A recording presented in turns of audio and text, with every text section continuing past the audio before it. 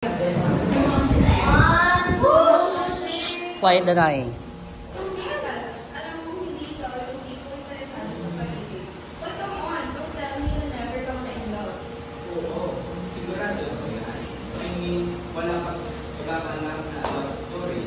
Hindi naman kailangan na oo, ano yung pupuri-pupuri ng pag-ibig? Tamang tao, maling panahon?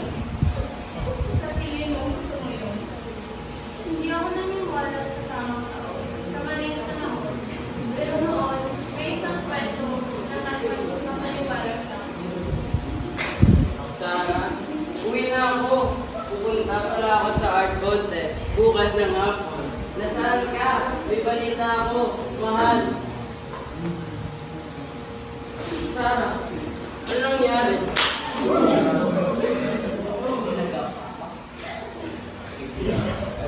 Sarah? Makalbag to. Sarah, kumulit ka, sabihin mo sa akin. O ano? Ano? Kausapin mo ako. Tumingin ka sa akin. Tundukin mo ako. Saktan mo ako. Saktan mo ako lahat. Huwag mo lang akong iwan, please. Wala ka dyan!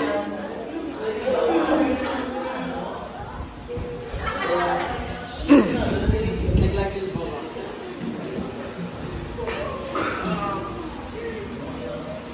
Sige na, Sarah. Kausapin mo naman ako. Para ako tanga dito. Hayaan mo ako! Talagang wala kang sinasyon sa akin ng dami na sa akin relasyon sa bahay ko. Hindi mo naman kasi naiintindihan. Ginagawa ko naman ang lahat, Sarah. Ano bang lahat, Jordan? Ano bang ginagawa mo? Ha? Ang maghintay? Ang masa? Nagsikap ako. Gusto ko maging okay ang lahat dahil mahal kita. Okay? Kailan mo okay, Jordan? Kailan? Puro na lang tayo wait. Puro na lang tayo soon. Ilang taon na ako naghintay. Ilang taon na ako nagbigas ng iyong kalat. Hindi ko kasalanan na ganitong sitwasyon. Hindi ko pinili ito. Wow! Sabi mo, mahal mo ako. Saka, bakit hindi mo ako pinaramdam? Hindi mo ako naiiyakan? Hindi mo ako pinapatawa? Hindi ka nakakita ng effort at attention? Sabi mo, mahal mo ko. Pero nasaan ang kamahalin mo? Nagigabala ako. Pasensya na kung hindi mo mahal ang ilang kasamahang pesa pero sinusubukan ko. Sinasubukan? Eh, di bakit hindi mo naalala ang birthday ko ngayon? Sorry na nga. Pagkatapos ng 7 taon na magkakasama, bumagsak ang kanilang relasyon. Pero walang alinlangan, halatang mahal pa rin nila ang isa't isa. Ngunit ang pag-ibig ay hindi sapat hanggang gumawa ng isang relasyon. Please. Please! Huwag ka ganyan. Hindi ko na kaya. Hindi ko kaya mawala ka sa akin. Oo. Pero hindi ko rin kaya mawala sa sarili ko. At iyon ang nakakagawa sa akin, Jordan. Kaya ano? Ano bang sinasabi mo gusto mo bang tapusin yung relasyon ito? Pagkatapos ng lahat ng nagawa natin, lahat pinagdaanan natin, lahat, ano ba? Pagod ka na? Hindi mo na ba ako kaya mahalin? Oo nga! Pagod! Napagod! Napagod! Napagod na ako! Pagod ako mag-iiyak ng kalat. Pagod ako magtrabaho. Pagod ako mangaral. Pagod ako isipin kung paano mo kaya magkita na ako lang magagawa para makakuha ng buhay sa Christy Green and Toby.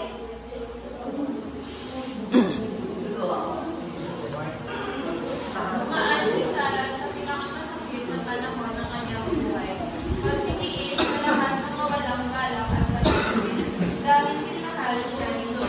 At walang sakit na pag-ikahambing sa sakit ng pagkawalan niya. Ngunit sa proseso, nawala siya sa sarili. At hindi na problema na hindi kita mahalin. Mahalin kita. Hindi ako tumitigil. Hindi ako. Yan ang problema. Mahal na mahal kita na wala akong pagmamahal sa sarili ko. Sarah, pasensya na po. Nagbabago ako. Please, bigyan mo na ako ng isang makakataon. Napag-usapan natin yun.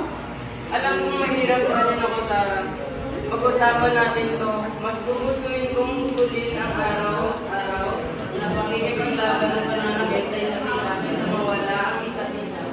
Walang sakit na mas higit pa dyan, Sarah.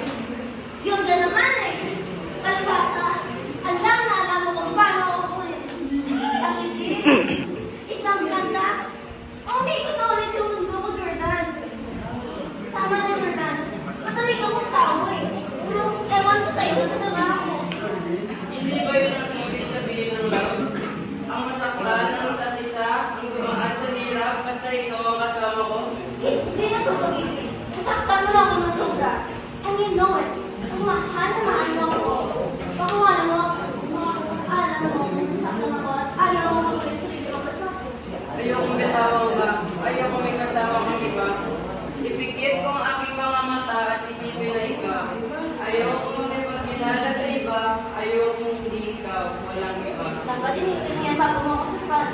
Hindi na ikaw wala akong tingala. Nagbabago ang mga tao. Sorry, Sarah. Magbabago ako at magkakaroon ng pribilehyong mahalin ka muli. Bigyan mo lang ako ng oras para patunayan ito. Hindi! Hindi! Hindi ko na kaya. Tapos natin ko. Bata pa tayo. Hanapin kita ulit kung gusto ang meron tayo. Basta ngayon, magpaalam mo na tayo. Sarah, huwag naman. Ayaw ko ng ganito. Ayaw ko mawala ka.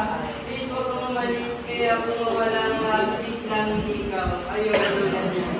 Sorry, Jordan. Pero mas naawa ako sa sarili ko. Bakit baka magkakita ko tayo? Hindi kita makita na hindi ko na ako na naman. Iyon ang muli, pagkakataon muli nilang silang isa. Ano? Iisa ako kay Sarah, hindi niya deserve.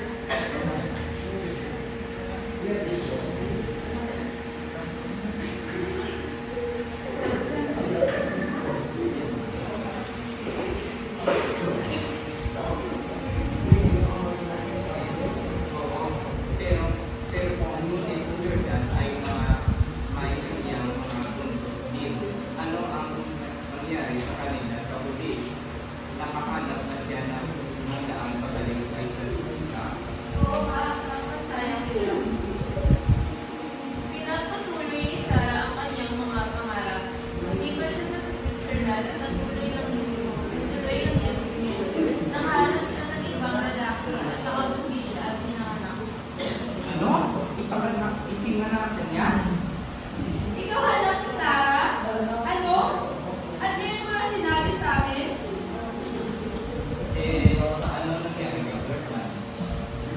Si Jordan naman, guys, namatay siya sa isang plane crash habang sinusubang hanapin si Mama. Until now,